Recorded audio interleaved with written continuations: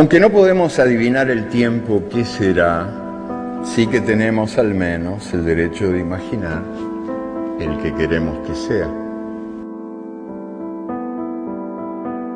Las Naciones Unidas han proclamado extensas listas de derechos humanos, pero la inmensa mayoría de la humanidad no tiene más que el derecho de ver, oír y callar.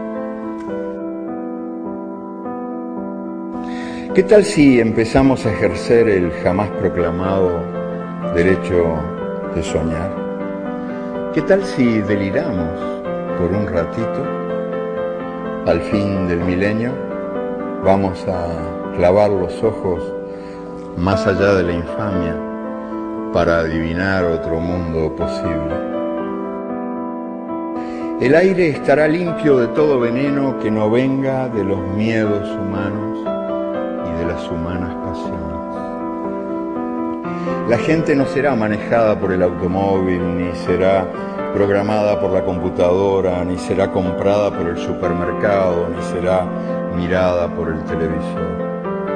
El televisor dejará de ser el miembro más importante de la familia. La gente trabajará para vivir, en lugar de vivir para trabajar. Se incorporará a los códigos penales el delito de estupidez que cometen quienes viven por tener o por ganar, en vez de vivir por vivir nomás. Como canta el pájaro sin saber que canta y como juega el niño sin saber que juega. En ningún país irán presos los muchachos que se nieguen a cumplir el servicio militar, sino los que quieran cumplir.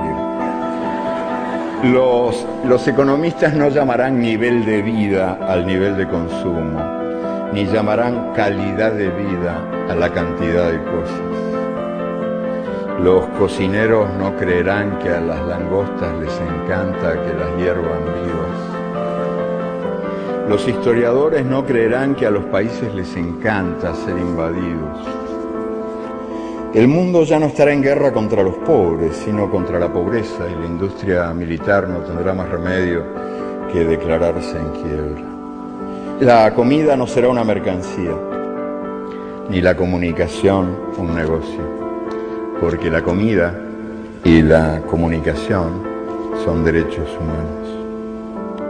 Nadie morirá de hambre, porque nadie morirá de indigestión.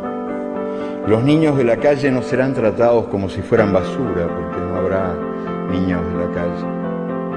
Los niños ricos no serán tratados como si fueran dinero, porque no habrá niños ricos.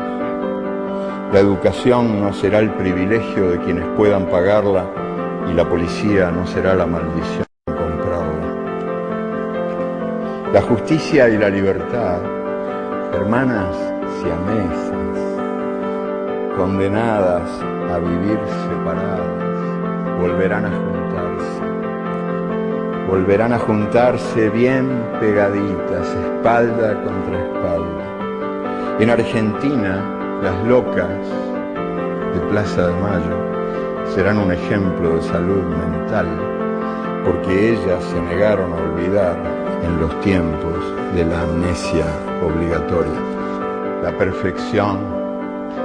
perfección seguirá siendo el aburrido privilegio de los dioses, pero en este mundo